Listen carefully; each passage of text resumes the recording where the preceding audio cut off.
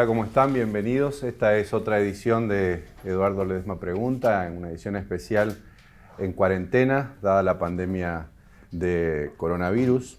Y hoy vamos a recibir aquí en el Salón Auditorio del Diario El Litoral, donde estamos haciendo estas ediciones especiales, a la doctora Nadia Bachuk-Semper, que es cirujana, médica especialista en psiquiatría y en psicología médica, docente universitaria, y actualmente se desempeña como profesional médico psiquiatra en el Hospital San Francisco de Asís, en el Hospital Escuela, y además, y es lo más importante y por lo cual la convocamos, es jefa de la unidad de salud mental del Hospital de Campaña, montado al efecto de contener la pandemia del COVID-19. Nadia, muchas gracias por estar acá y por aceptar esta invitación para hablar un poco de este tema. Muchas gracias a vos, Eduardo.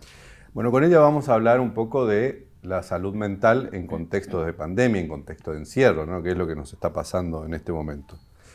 ¿Qué es la salud mental en contexto de pandemia? La salud mental es el bienestar psicofísico, o sea, en contexto de pandemia se refiere básicamente al impacto en la salud mental, la cuestión del aislamiento, básicamente.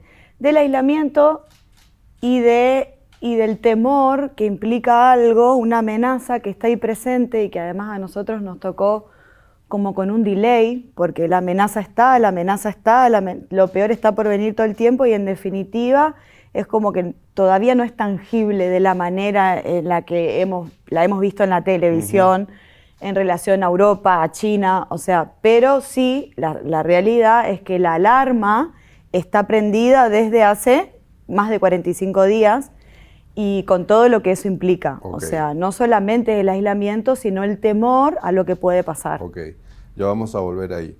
¿Y cuál es tu rol como jefa del servicio en el Hospital de Campaña?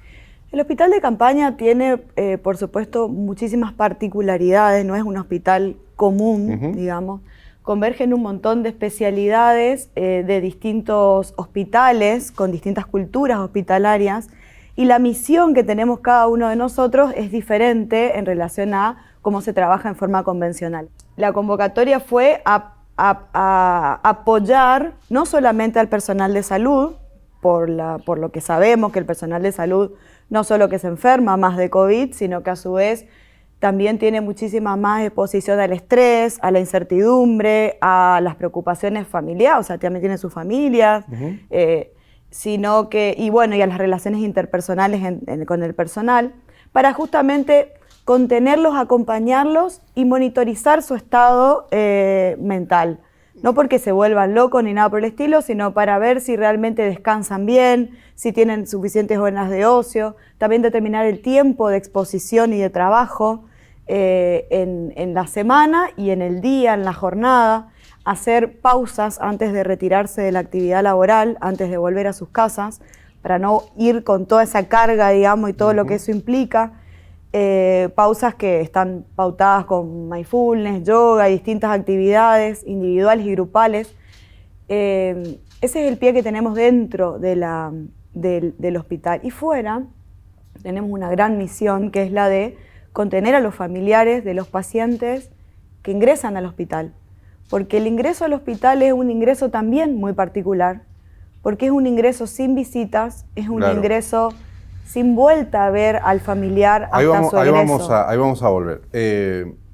Hace pocas horas el ministro de Salud de la Nación, quien es González García, decía, bueno, se nota y es lógico, no es masivo, pero hay algunas personas que están cansadas y angustiadas, ¿no? Esto parece una verdad de perogrullo, pero bueno, está pasando mucho y cada vez más, ¿no? ¿Ustedes qué notan? ¿Ustedes notan eso en la sociedad? Sí, muchísimo. ¿Y en qué se manifiesta esa angustia? Muchísimo. Sobre todo el agotamiento. Ojo que también nos agarró esta pandemia, ahí voy a ir a algo medio filosófico, Eduardo, me voy a permitir, porque lo pensaba anoche, digo, esta pandemia también nos tomó como sociedad en un momento de mucha comodidad. O sea, no nos tomó en el año 1800, 1700, donde no teníamos la facilidad y la comodidad que tenemos ahora. Tampoco estamos, me parece, dispuestos a tolerar muchas cosas. Y esto viene a ser algo muy importante, o sea, estamos aislados hace bastante tiempo y todo como que empieza a tornarse intolerable. Pero estamos hablando de la vida, o sea, estamos hablando de la protección de la vida. Con respecto a lo económico lo entiendo, porque si no tenés para comer, no tenés para cubrir tus necesidades básicas, no tenés dinero para comprar tus medicamentos o tenés un familiar lejos, bueno, ese tipo de angustia sí es entendible. Y sobre la otra, la angustia regresiva, porque cuando hay una situación de amenaza, los seres humanos muchas veces respondemos de manera regresiva. ¿Y eso qué significa? Como volviendo a etapas primarias de nuestra existencia, digamos. Nos ponemos como niños, ¿sí? Entonces, cada vez que anoche escuchaba justamente esto de que hay un debate muy grande en Presidencia de la Nación en Olivos con respecto a esto de abrimos gradualmente, dejamos cerrado. Claro que todo tiene sus pros y sus contras, o sea, abrir gradualmente descomprime esta presión, pero a su vez también facilita que mucha gente pueda ganarse la vida, porque esa es la verdad. O sea, si no abrís, la gente también tiene necesidades que el gobierno no puede paliar. Pero también al abrir, mucha gente en esta conducta que tiene regresiva, que te decía recién, empieza como a ver de qué manera transgrede la ley, digamos, aún sabiendo que el riesgo es la vida. Entonces, ¿de qué manera vos decís, bueno, abro, pero sé que vos tenés conciencia y vas a mantener distanciamiento, vas a usar alcohol en gel, te vas a poner barbijo, no vas a estar hacinado, no vas a ir a lugares que no tenés que ir, o sea, que vas a ir directamente a trabajar, no que vas a ir a la casa de un amigo, de otro, o de paso visito. O sea, ese es el riesgo, Eduardo. Y la realidad es que en este momento está en juego la vida, y no estamos hablando de 5 años. Siempre, en todo momento, desde que empezó esto, hicimos muchísimo hincapié en que esto es transitorio, porque verdaderamente es transitorio, no es una mentira para estimular o para... Se van anunciando cuarentenas en distintas etapas porque tienen distintas características cada una de ellas. O sea, una es aislamiento total, la otra es con determinados permisos, ahora también, y el último va a ser la nueva normalidad. Un documento elaborado por la Organización Panamericana de la Salud de hace unos años dice que una de las claves para controlar una pandemia es el compromiso y la participación de la gente, esto que estás hablando, ¿no? La prevención y la concientización, y bueno, y ese combo. ¿Y cómo estamos nosotros con ese tema? ¿Cómo ves que está la gente? Porque ahí mencionabas, hay parte para poder abrir, para flexibilizar la cuarentena, parte importante es la responsabilidad social, digamos, individual y social. Los números en Argentina y sobre todo en Corrientes son muy alentadores. Eso habla de la responsabilidad de la gente. Porque verdaderamente no tenemos no tenemos un policía por cuadra. Claro. Esa es la realidad. No es posible tampoco eso. La gente está respondiendo hasta ahora. Yo justamente los animaría a continuar respondiendo hasta ahora y que realmente corroboren en los números que es difícil, pero es el camino y es lo que estamos logrando. Sí, yo creo que la gente está siendo responsable. Los enfermos, las muertes, las pérdidas económicas, cierta inviabilidad de futuro, digamos, vamos a suponer que genera todo esto, genera, dice la Organización Panamericana, un riesgo psicosocial muy alto. ¿Qué es el riesgo psicosocial y por qué es alto? Es la vulnerabilidad que tiene una sociedad en base a lo que está ocurriendo, ¿sí? Obviamente, el factor económico, el factor de acceso a la salud, el factor de traumas, son todos factores que evidentemente impactan directamente sobre el bienestar psicosocial.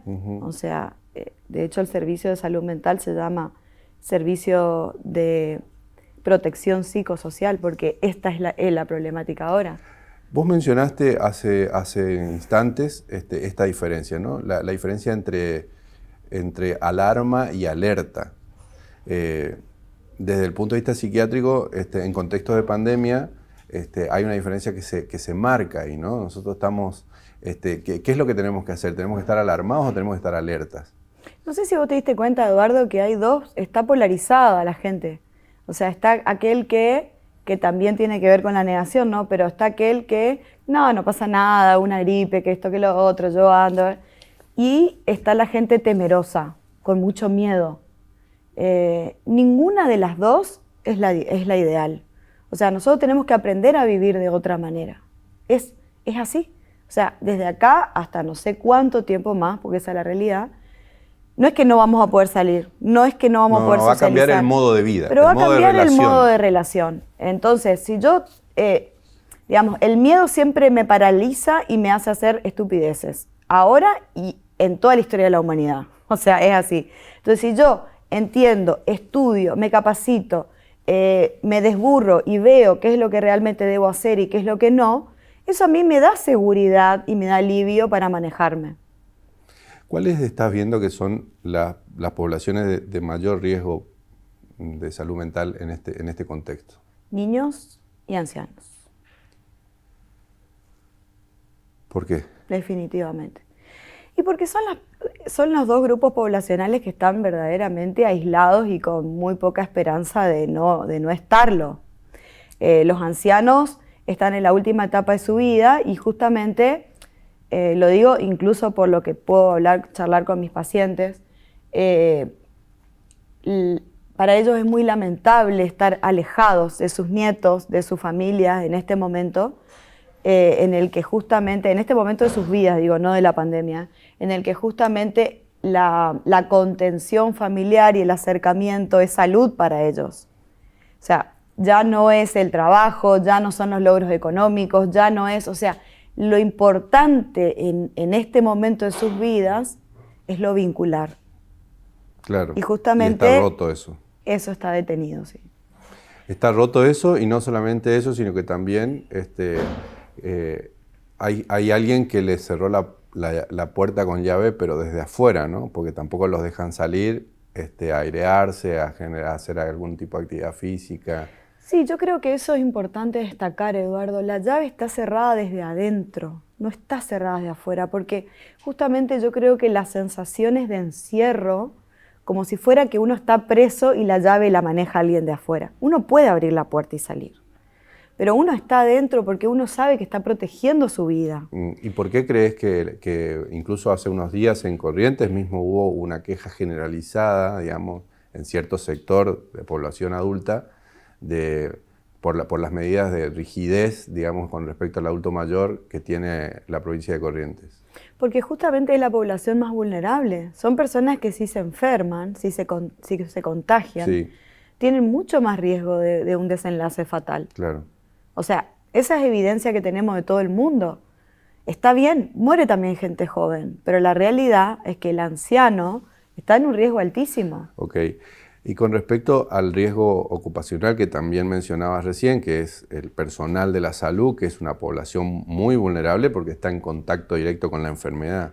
A ver, es una tarea que implica mucho compromiso y mucha permanencia, pero es más simple de lo que parece. Los seres humanos tenemos capacidad de autoarmarnos, de autorrepararnos. O sea, no somos tan tontos, sí podemos.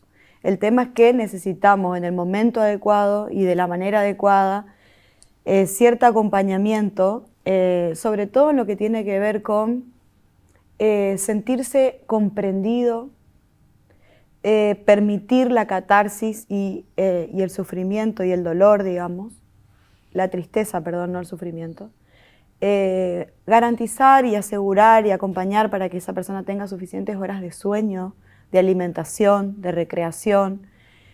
Y con todos esos elementos, la persona sola se va rearmando, acompañando. No es una depresión, no es una patología.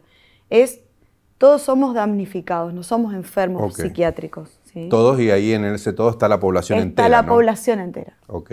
Ahora te cambio la óptica y tenemos también, bueno, los pacientes propiamente, y los familiares, o sea, los pacientes, los familiares, los vecinos. En una etapa de enfermedad seguramente es una cosa y en una etapa de muerte es otra cosa, porque ahí hay el duelo que hay que hacer, esto que decías, y lo otro es que hay que enterrarlos en soledad, o sea, o se tienen que encerrar solos o se encargará el Estado. Eso es una cosa, supongo yo, drástica, muy... Es muy fuerte, no porque verdaderamente sea diferente a la partida de algún familiar, porque la realidad es que es lo mismo. Exactamente. o sea, uno ya no vuelve a ver a la persona querida, pero culturalmente no es nuestro modo de despedirnos. Entonces es volver a adecuar y armar, y sí se puede, y estamos aprendiendo mucho de aquellos que lo están haciendo, y sí hay una despedida, sí hay un duelo, sí hay una manera de velar distinta. ¿Ustedes tienen también, están haciendo ayudas telefónicas? Sí, vos sabés que no te comenté cuando te decía dentro de la función de la unidad de salud mental, también acompañamos y contenemos a los pacientes COVID positivos.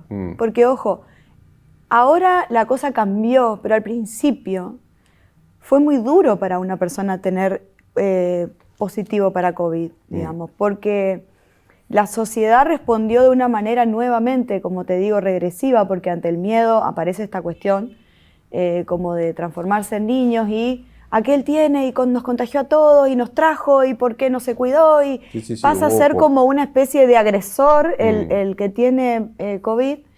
Bueno, por suerte eso se fue reformulando, yo ya no lo veo de esa manera, pero créanme que las personas que tuvieron COVID en principio la han pasado muy mal, sí, y más mal por esto que por el virus. Exactamente, y no solamente las personas comunes, sino también los médicos, a los que aplaudíamos a las 9 de la noche, después queríamos echar del edificio, del barrio, de lo que sea, ¿no? Sí. Es decir, tuvimos una postura casi medieval en ese punto. Como niños, o sea, es una cosa así, te aplaudo, te felicito y al rato te echo y te reto. ¿Y eso es solo por el miedo? Y es por el miedo. Sí, el miedo no deja pensar. Aparte el miedo nos sirve por muy poco tiempo, el miedo tiene una utilidad antropológica, ancestral, que es correr porque te come el león, quédate quieto paralizate, corre o atacá. Cuando el miedo persiste por mucho tiempo, además es muy dañino para la salud, y ahí viene el estrés postraumático, porque genera niveles de cortisol muy altos que son absolutamente tóxicos para el cerebro, y tampoco nos sirve para nada. O sea, verdaderamente no tiene una utilidad, no nos previene de nada el miedo, al contrario, nos hace cometer errores sistemáticamente. Ahora, con respecto a lo que decís, con respecto al futuro, porque hay una cuestión ahí, que una cosa son las personas que están en la línea de fuego, digamos, en la primera línea de la pandemia, en los médicos, todo el personal de la salud. Después tenés el personal de los servicios esenciales que tuvieron que salir siempre, yo supongo que también con miedo, pero tuvieron que hacerlo. Vamos a suponer los farmacéuticos, los repositores de supermercados, los empleados de los supermercados. Y después también en torno a los otros servicios que se fueron, esto me parece muy, muy importante. Un sodero me contó que la gente en los primeros días le tiraba la plata. O sea, no se la pasaba, digamos, ni siquiera manteniendo la distancia, sino que se le tiraba. Es como que ahí hay un peligro de contagio, un poco. ¿Y eso cómo desmontamos después de eso? ¿Cómo vamos a vivir después? Porque siempre va a estar la amenaza, digamos, ¿no? Con tiempo. Con tiempo. De hecho, ayer escuchaba a un pediatra muy, muy bueno, la verdad, me encanta escucharlo, que decía que mucha gente, incluso después de que se levante el aislamiento, no va a salir.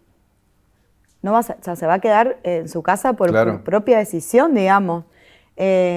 Y todo eso es tiempo, es empezar a mirar, a ver que no pasa nada, que nadie se enferma, que bajan los contagios, que no hay gente internada, que la gente se maneja, o sea, empezar a como volver a tomar confianza en relación a que la evidencia vos te diga, no, estoy seguro, estoy a salvo. Ahora, la gente consumió en este tiempo que el Chaco es el contagiado, ¿no? Y exportó la enfermedad. Y lo consumió de manera oficial. La verdad que no quiero entrar en temas delicados, pero sí voy a tratar de decirlo de la mejor manera posible. Chaco y Corrientes no se han manejado de la misma manera, bajo ningún punto de vista. Y esa es una realidad. Lamentable por la población y los ciudadanos del Chaco, por mis colegas y muchos amigos que tengo médicos en el Chaco. O sea, o quizá Corrientes se ha manejado de una manera muy responsable, no sé, o sea, o ambas, mucha irresponsabilidad de un lado, mucha Pero responsabilidad eso del no otro. habilita la discriminación. Claro que no, la discriminación de los correntinos. Digo, eso, de pensar de que... Eso, Eduardo, perdón, yo te malinterpreté la pregunta. Eso se refiere, vuelvo a repetirte, que tiene que ver con esta conducta regresiva de aquel es el malo, Okay. Ahí está el mal. Entonces, para sintetizar, podemos decir que nosotros tenemos una actitud adulta en cuanto a la responsabilidad sanitaria, a veces, y en el mismo acto somos unos niños para decir... Somos niños porque sentimos que estamos en peligro. A propósito de los niños y de los vínculos, la escuela es el lugar principal para vincular a los niños, digamos, ¿no? De vínculo de los niños. Ahora está cerrada la escuela. Y los padres también están encerrados y no saben mucho qué hacer. ¿Qué hacemos ahí? ¿Qué tenés para No, yo no quiero caer en esto que vemos todo el tiempo y lo vemos en las redes sociales, de hacer actividad física, tener una rutina. Creo que estamos hasta el cansancio escuchando estas cosas. Pero sí, ¿qué hacemos? Yo creo que hemos leído, nos pusimos a estudiar, a leer, a ver qué hay en relación a esto. No hay nada. No hay ningún antecedente que no. Bueno, entonces, cuando estamos aprendiendo, la creatividad es la que manda. Vos dijiste recién que ibas a hablar un poco en el plano filosófico y yo te voy a llevar a un plano filosófico porque me parece que es interesante. Rita Segato, que es una socióloga muy, muy importante, dijo hace unos días en una nota que es un equívoco pensar que la distancia física no es una distancia social. Eduardo, ¿viste Náufrago? Sí. Y bueno, él se hizo su Wilson, una pelota ahí. O sea, la corporalidad, la materialización de una persona, de un ser humano y el contacto físico es primordial, nunca va a ser reemplazable. Ahora, lo que tenemos nosotros los seres humanos, porque ¿qué estamos viendo? ¿Qué podemos hacer con esto? No estamos viendo el ideal. El ideal es que estemos en contacto. De hecho, ahora van a empezar a ocurrir algunos cambios porque estamos pensando mucho qué hacer con adolescentes para que se pongan en contacto con niños y demás, pero a ver, no podemos reemplazar esto, pero el pensamiento, que es patrimonio del humano, tiene 3 características. Es atemporal, es inespacial y es privado. ¿Eso qué quiere decir? Que yo puedo, si bien yo sé que no estás conmigo, de alguna manera acercarme a vos pensando, viéndote en forma virtual, escribiéndote una carta, ¿sí? O sea, no tengo que tener la evidencia física de que vos estás ahí para poder garantizar el vínculo. Pero nunca, nunca, Eduardo, la presencia física va a ser reemplazable. Es lo que nos toca, nada más. Y entonces, ¿cómo pensar el reencuentro cuando esto termine? Va a ser gradual, va a ser todo un aprendizaje. Hoy decía una maestra, la escuchaba en la tele, una maestra jardinera en Buenos Aires, ¿cómo volver los chicos? Porque pensaban, bueno, capaz que en agosto, septiembre, octubre, vuelvan los chicos al jardín, pero no pueden tocarse, no pueden abrazarse. O sea, ¿cómo yo voy a hacer para niñitos de 3 años claro que no hagan eso. No abrazarlos? O sea, no se entiende la educación en jardín sin el contacto físico. Están pensando en no hacerlo, o hacer otro tipo o abrazos con muñecos, o de alguna manera, te vuelvo a repetir, crear maneras de simular algo que haga que nosotros nos podamos sentir como nos tenemos que sentir, o sea, cerca. Esto deja ver, digamos, que el cambio va a ser muy profundo, ¿no? Muy profundo. Va a ser un antes y un después. Esta es una crisis. ¿Hablas con los mismos amigos que antes? Bueno, una de las cosas que generó la cuarentena en nosotros es que nos reencontramos con mucha gente que antes tal vez no hablábamos tanto porque generamos esas condiciones. Y eso yo creo que le pasa a mucha gente, ¿no? A mucha gente le pasa que habla con personas que no ha hablado hace mucho. Ha dejado de hablar con personas que ha hablado frecuentemente y no se pregunta por qué.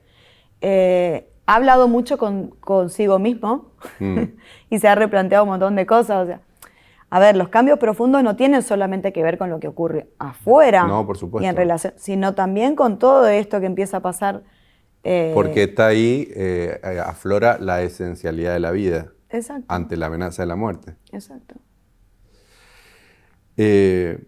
Por lo tanto, se va a necesitar atención psicológica prolongada en ciertos sectores y todo eso también. Ustedes están trabajando en eso. Y eso nos preocupa, Eduardo, y muchísimo, porque la verdad la mayoría de la gente ha interrumpido sus tratamientos.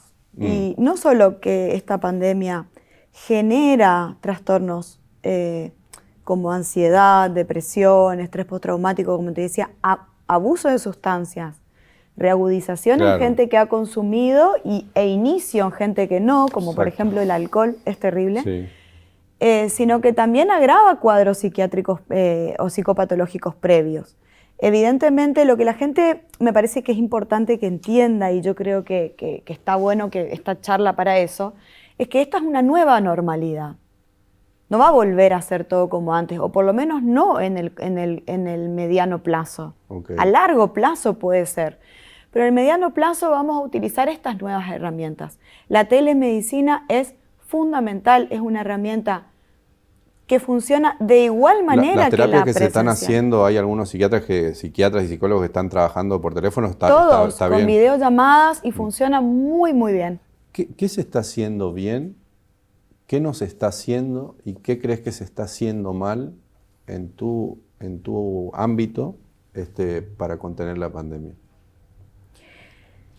Hay algunas cosas que se están haciendo bien y que se están facilitando, porque ojo, a ver, ¿cuál es la misión de quienes nos dirigen? Es proponer recursos para que las personas puedan hacer frente de una manera diferente a lo que está ocurriendo. Bueno, a veces en relación a los recursos hay algunos que están disponibles y muy bien y otros que no. Por ejemplo, lo que nos pasa con los pacientes es que las obras sociales hacen problema con las prestaciones, que no aceptan la virtualidad, que la telereceta, que si este te acepta una foto, que el otro el WhatsApp, que el otro mandame un mail, que el otro no, haceme la receta física. La receta física implica que una persona se mueva, vaya. Todo va a cambiar, todo debe cambiar ahí. O sea, la verdad, en un mundo como el de hoy, donde tenemos acceso a firma digital, o sea, hay cosas que han funcionado muy rápido y muy bien, y a mí me ha sorprendido. Y hay cosas que están yendo en carreta. Y es lamentable, porque los pacientes dicen, no, voy nomás al consultorio, pues se me complica todo tanto, que es mejor que vaya. Y nosotros, a ver, tanto los profesionales como las prestadoras, las obras sociales y toda la gente que está, las farmacias y todos los actores que están involucrados en salud, deben facilitar todo esto. Claro. Aceitarlo para que justamente las personas no se vean en esta situación. Pero acá el que no evoluciona me parece que se va a quedar en el camino. Y yo creo que sí, que tiene que haber alguna especie de condena al que no ha evolucionado, digamos, realmente. O sea, y que el mismo usuario diga, no, acá no. Acá no, porque esta otra persona me soluciona, me facilita, piensa en mí. O sea, el tema de la burocracia creo que en este momento, de hecho me parece muy inteligente no hacerlo. O sea, ver la manera de hacerlo fácil, de hacerlo pronto, porque además, para cuando lo solucionaste, no solo que generaste un montón de problemas en el medio, sino que además la solución a veces llega tarde. Ok, si hay gente que quiere contactarse con vos o con el servicio de salud, ¿cómo lo hace? De salud mental, digo. ¿En el hospital de campaña? Ajá. El hospital de campaña en realidad va a atender todos los teléfonos, ahora yo te los voy a pasar. El hospital de campaña va a atender a las personas damnificadas, claro, directas, o sea, tengo un familiar internado ahí, estoy en aislamiento preventivo porque tengo en el edificio algún compañero de vivienda con COVID, bueno, un familiar mío falleció, que estuvo, aunque no haya estado dentro del hospital, por COVID. Todo es mediado por virtualidad. Okay. A menos que determinadas situaciones requieran la presencialidad, como ser el tema de los duelos, que tiene un tratamiento diferente. Muchas gracias. De nada, un placer, Eduardo. A ustedes también muchas gracias por estar ahí. Recuerden, este es un episodio especial, grabado en cuarentena, con todas las cuestiones de bioseguridad tomadas para poder hacerlo. Muchísimas gracias y hasta la próxima.